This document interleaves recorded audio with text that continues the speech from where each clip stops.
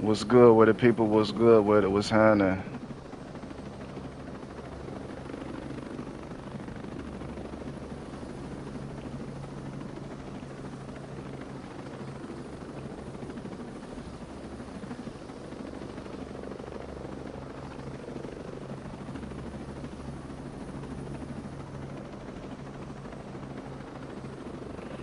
Oh, come on now. Tell me the Bluetooth. I don't wanna. This shit would happen now.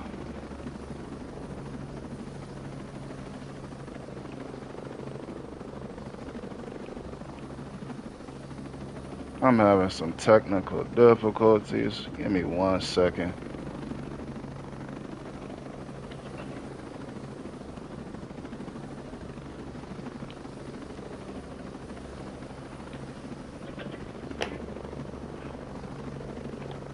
I don't know why everything just can't be perfect all the time. Why can't life be perfect all the time?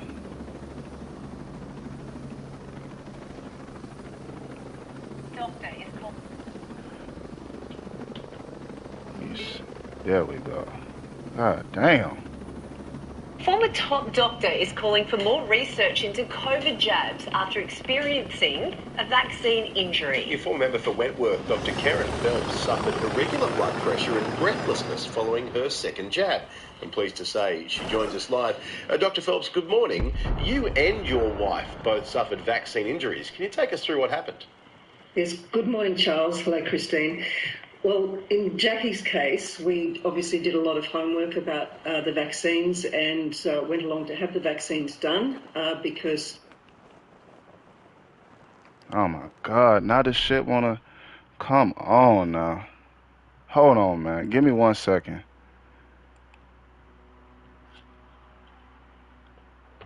And now all of a sudden this shit wanna start acting funny.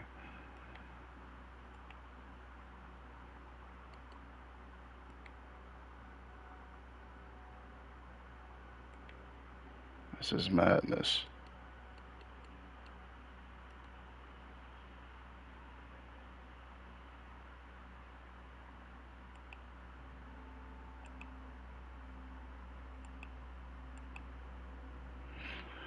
Oh my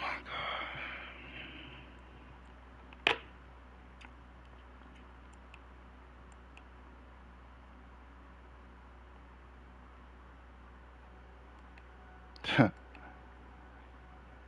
That's crazy.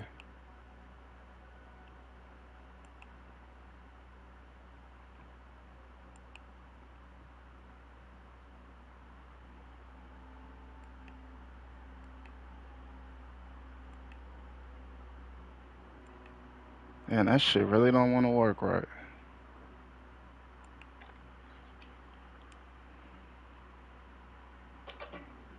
I'm gonna restart this shit one more time.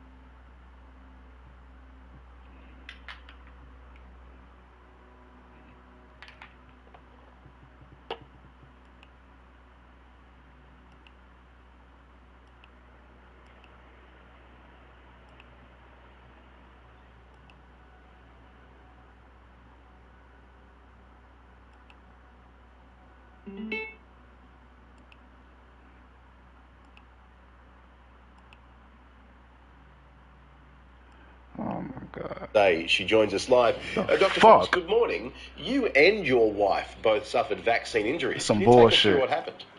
Yes, good morning, Charles. Hello, Christine. Well, in Jackie's case, we obviously did a lot of homework about the vaccines and went along to have the vaccines done because we believed that on the balance of risks and benefits that was the best thing to do. And within minutes of having the vaccine, she had a quite severe reaction with numbness of her hands and feet, tingling all over her body, her head feeling like it was going to explode, pain, and then over the weeks and months following that, the condition continued, and she'd seen a number of specialists, and the conclusion was that she had an injury related to the vaccine, and so that was in her case. I went back and had the second vaccine, thinking that it's a rare reaction, and again on the balance of risks and benefits, and in my case, I developed a reaction where my blood pressure, my pulse rate, and my temperature was going up and down all over the place, and with some quite distressing symptoms and persisting for quite some time, and over a period of many months. And I was diagnosed with a vaccine-related dysautonomia. So, over the process of the last year and a half or so, I've also spoken to a number of colleagues who've had vaccine adverse events themselves, patients who've had vaccine adverse events, and so when I was putting in the submission to the long COVID and reinfection inquiry for the Australian Parliament just in the last month or so, I included the group of people who have suffered adverse events from vaccination as a group that needs to have special consideration when it comes to prevention of long COVID. These are serious side effects. Why did the medical regulator, APRA, warn doctors then, as you claim, not to speak out about these vaccine side effects? We'd have to ask APRA themselves about their motivation, but certainly quite a number of doctors that I've spoken to have felt impeded in speaking out about their concerns about vaccine adverse events because of the statement made by APRA that doctors shouldn't say anything that was going to impede the government's vaccine rollout. And they took that to mean not to publicly raise their concerns. Now, I think it's important to say that when we're talking about a massive pandemic with a high rate of deaths and hospitalisation, that there has to always be, with any immunisation program, a balance of risks and benefits of what we are trying to achieve in terms of reducing deaths and hospitalisations, balanced against the fact that with any medication, any vaccine, there are going to be some people who have adverse events.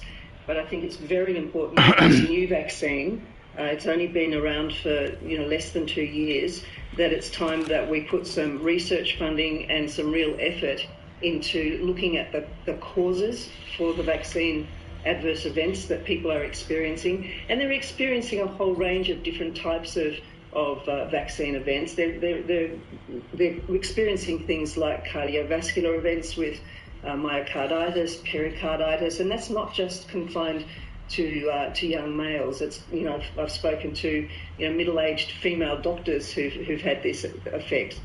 It's people who have rheumatological side effects, so they have musculoskeletal and joint pain. I've spoken to people who've had cardiological side effects.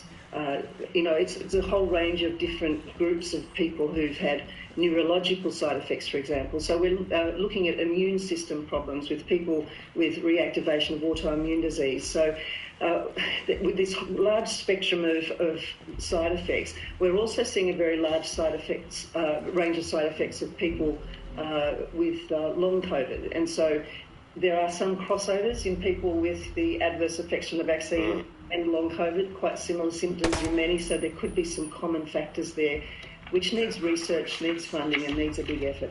Dr. Phelps, we appreciate your time this morning. Thank you.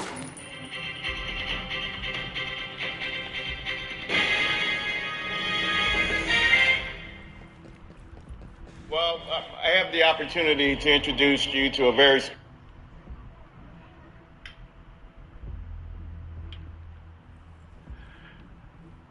Due to the censorship policies in place, I'm going to be very limited in what I say about this. And I honestly ain't got to say much after what was just said. But what I will say is don't forget your boosters. Make sure you are up to date. The benefits outweigh the risk. Got him.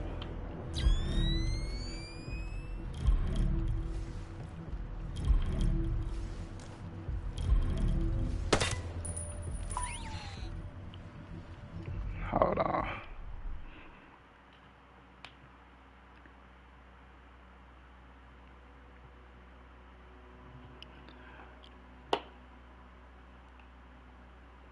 Oh, this next one is a doozy.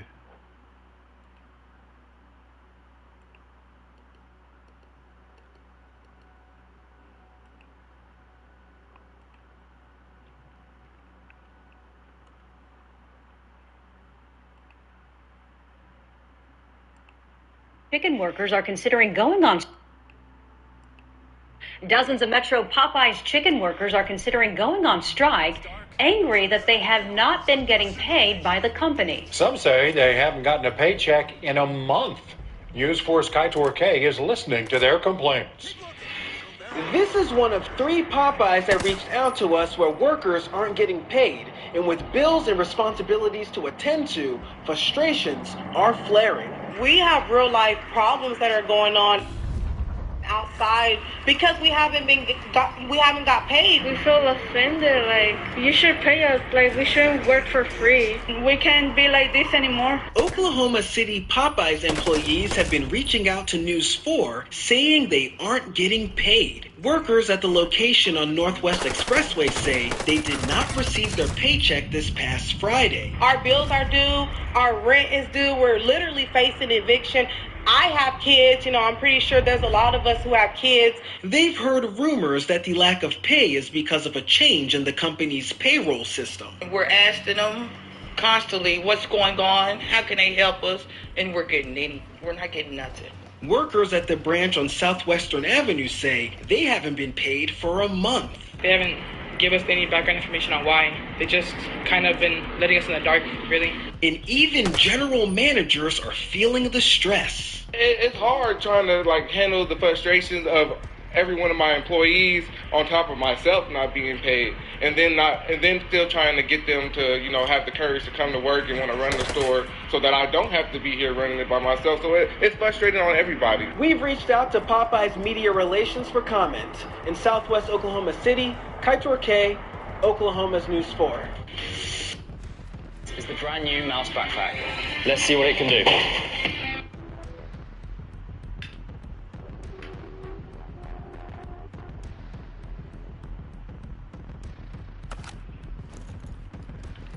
Now, I was just talking about how Amazon is out the blue laying off 18,000 employees. I look up today and I see this. This here is a recipe for disaster. If corporations at large begin to adopt this practice and it becomes commonplace, it's gonna be hell to pay. This honestly kind of caught me by surprise.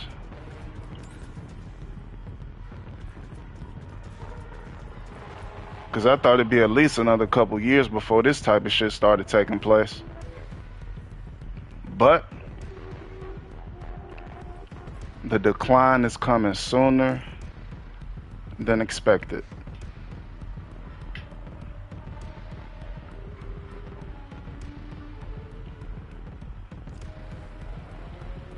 Now he over there loafing.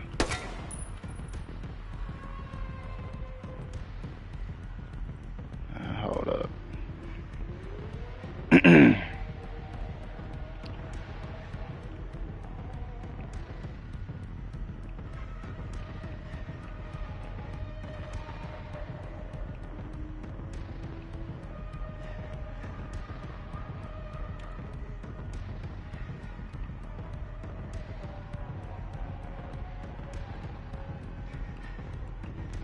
It started even before the sun came up. A critical FAA computer system was down. The NOTAM system, short for Notice to Air Missions, provides critical information to pilots on everything from runway closures to airport construction, military, and space activities. Without that information, pilots can't take off. Soon, the FAA ordered all commercial departures to remain on the ground as it worked to dissect the problem, with delays and cancellations building through the day. You can kind of see the writing on the wall that they weren't flying anything this morning. Happy birthday. You can't leave. We did try calling the airline this morning, and we weren't able to get through.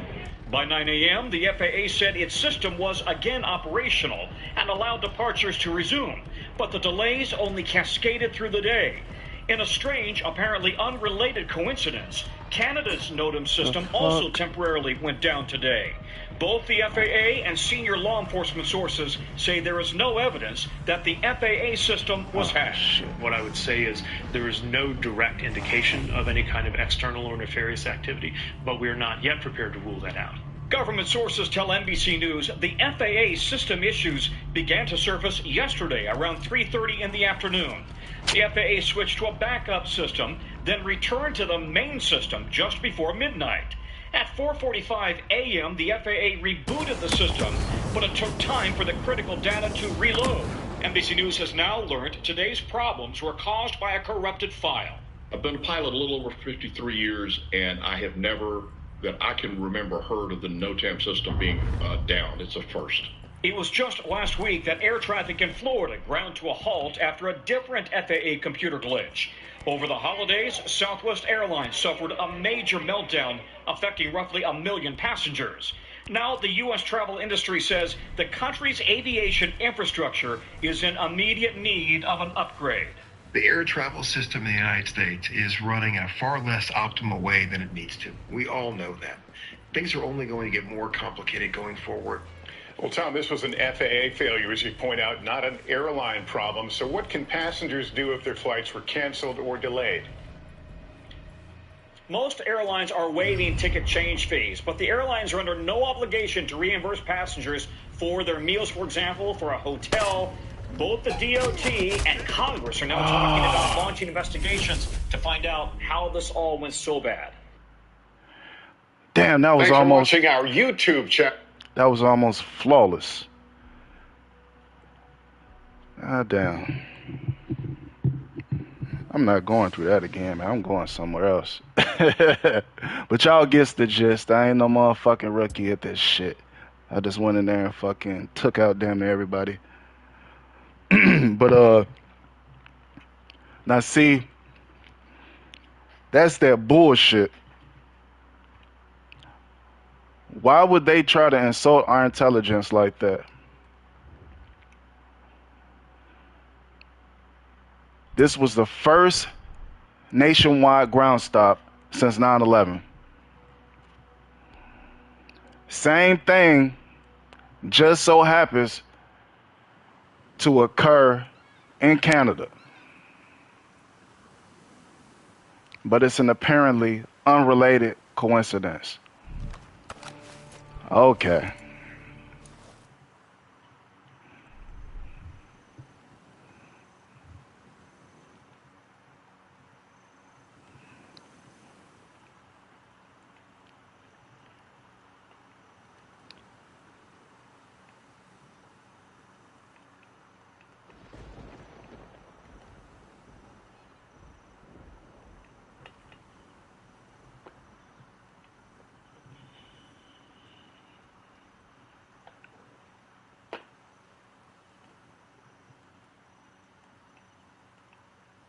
Nobody is getting a new job in 60 days. 60 days. That's the amount of time an immigrant worker on what's called an H-1B visa has to find another job or leave the country. Yeah, that is by far the most vulnerable population in this entire equation. That equation is the thousands of layoffs happening across the tech industry, including Meta, Facebook's parent company, which laid off 11,000 people. Twitter let go of roughly half its team, including 208 workers in the Seattle area. And Seattle-based Redfin will lay off 862 employees. However, it's too early to know what % of the layoffs are immigrant workers. It's terrifying. and it is happening a lot across the industry right now. Leslie Feinzeig is the managing director of Graham & Walker Venture Fund. She's also an immigrant who was once in this situation. Again, I don't think there's any immigrant that comes to America and gets a highly competitive job, expecting to be let go from it and have to leave the country, their apartment, their lives, their girlfriends and boyfriends and friends. Finding a new employer to sponsor a visa could be a challenge as companies have additional layoffs and hiring freezes. The 60-day clock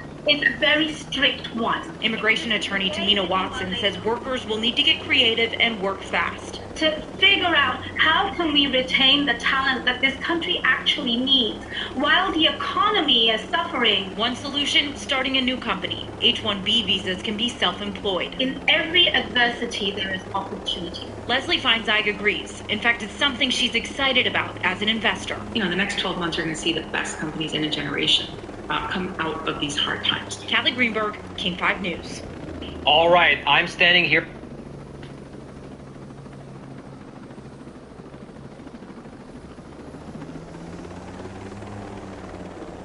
See how they do you? Invite you over for dinner. But dessert? Forget about it. Let me find out. Y'all still buying into the 2-story house, front and backyard with the picket fence around it, shenanigans.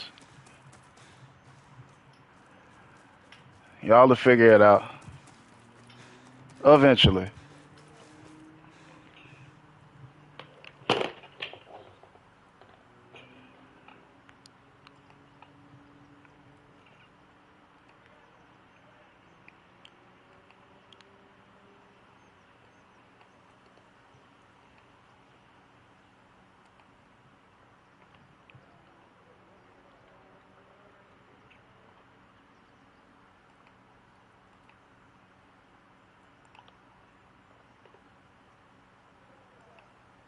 Burn cream and kits that contain it. They're being recalled. GFA Production issued the voluntary recall over bacterial contamination. Shit. The Easy Care First Aid After Cream is sold in boxes of 10 single-use packets. They include some first aid kits. The FDA says using the cream could cause skin infections, possibly life-threatening conditions, in immunocompromised people. So far, no one has reported getting sick from it.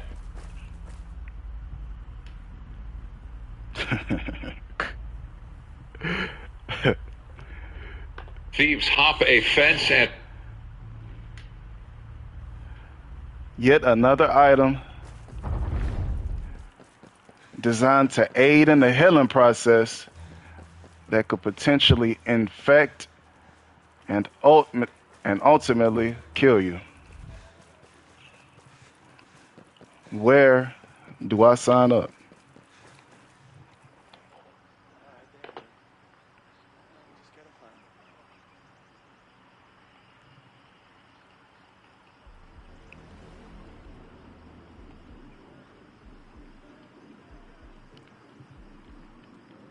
I need a car, man.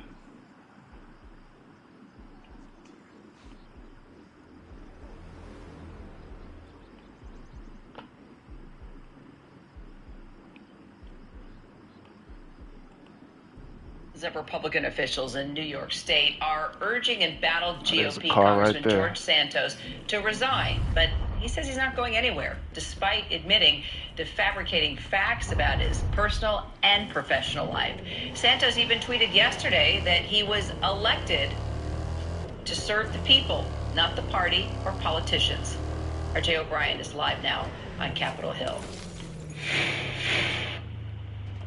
So Jay, what's going to happen here? He refuses to budge, even though it's come forward all this information about his professional life and personal life that are simply not true. But he's sticking by his lies. Yeah, this problem isn't going away for House Republicans, Kira. Everywhere George Santos goes in the Capitol, practically, he gets chased by a pack of reporters asking him to respond to those falsehoods. GOP leaders now have this issue of what they're going to do about George Santos. You can't really unseat a congressman once they've been seated. It's hard to kick someone out of the House once they're in the House, and George Santos is now in the House. So Kevin McCarthy got the question today, what is he going to do as the Republican leader about George Santos? Here's a little of what he had to say. The voters of his district have elected him. He is seated. He is part of the Republican conference. He's got a long way to go to earn trust. So he will go before ethics. If anything is found to be wrong, he will be held accountable exactly as anybody else in this body would be. So McCarthy telegraphing there he is going to handle this problem internally. They are not going to make a public punishment, it appears as of right now, of George Santos, Kira. And Santos actually appearing on Steve Bannon's War Room podcast, which, by the way, is hosted by the infamous, famous Florida Republican Congressman Matt Gaetz, telling him he's lived an honest life. Yeah, he's hosting that podcast today. And George Santos saying he'd lived an honest life, that he has not been accused of any wrongdoing in his life, that it would be a disservice to the voters of his district if he were to be removed from Congress, which is something that really can't happen, or if he were to step down from Congress like we've heard others call for him to do. So Santos, again, per his tweet that you referenced earlier, per this podcast appearance, not backing down, defiant, saying he's going to stay in Congress, but the calls for him to leave from within his own party are mounting, Kira. They're just not coming from GOP leadership. And the ethics complaint that was handed to Santos earlier this week, we'll follow that too. Jay O'Brien on the Hill. Jay, thanks. Hi.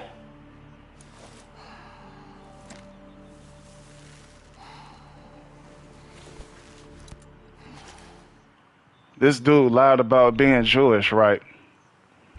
When he got called out for it, he said, I'm Jew-ish. Something like a Jew, not quite. This dude made up a backstory and somehow got elected to Congress. And now that he's in there, he said, I ain't going nowhere.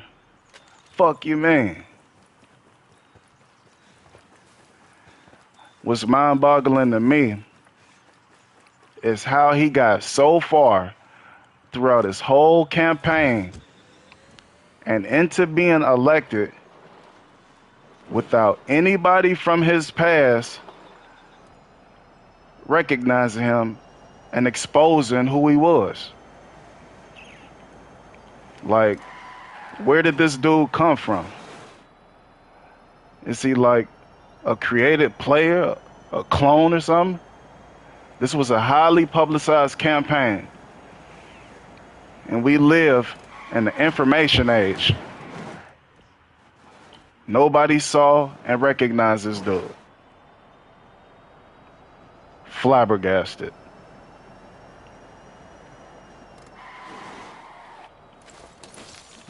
This is the type of shit that steers me away from politicians and politics.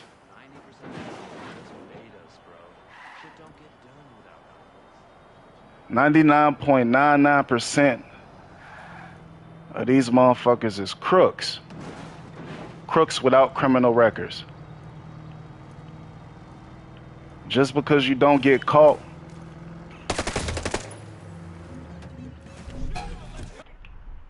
come on.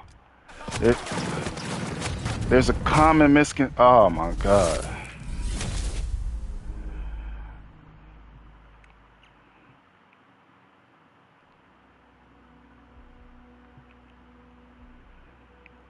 Yeah, just because you ain't got no criminal record don't mean you ain't no crook.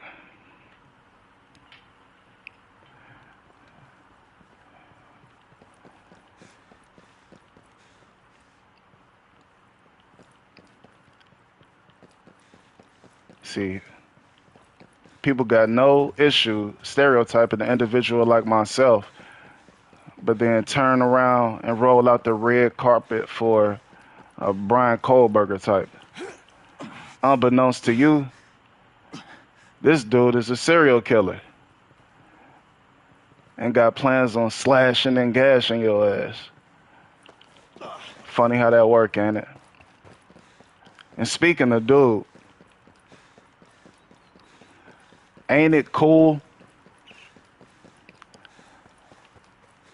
how the feds allowed him to have his last Christmas dinner with his family before they snatched him up?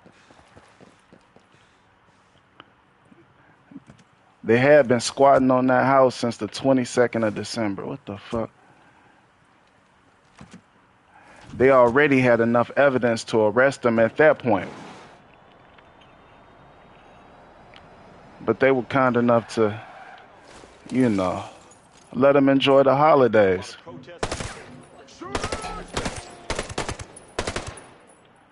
Your tax dollars at work.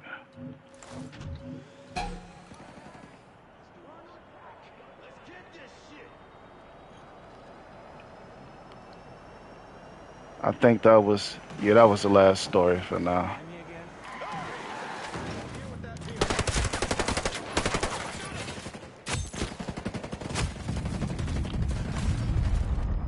Man, they be lacking on my optical camo. I be pressing that shit and they don't be on point. Stay focused. Drop those hostiles.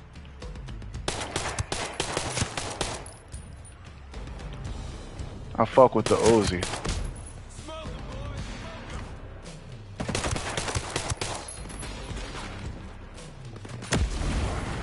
Fuck them bullets coming from? Oh, I'm tripping. Duh.